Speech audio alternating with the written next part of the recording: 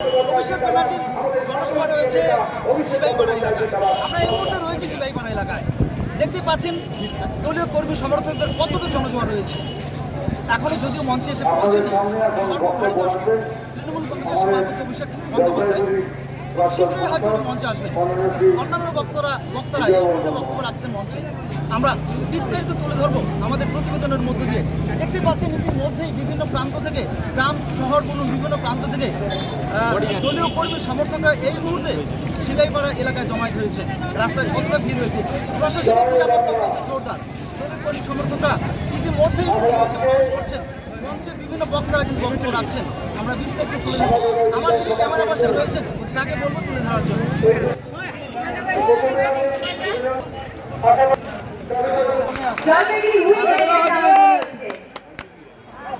আর আজকে এখন এই যে নির্বাচন হবে, এই নির্বাচন শুধু একজন প্রার্থীর জন্য নয়, এটা একটা দল, টিএমসি পার্টি একটা দল, এবং তার সাথে দলটাই আমাদের জন্য একটা পরিবার।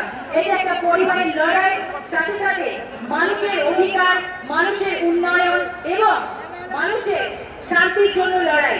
তো আশা করবো আমরা সকলেই 23 তারিখে সকাল সকাল ভোট দিতে যাবেন জোড়াফুল চিহ্নে, এবং আমাদের জলপাইগুড়ির প্রার্থী কৃষ্ণদাস মহাশয়কে আপনারা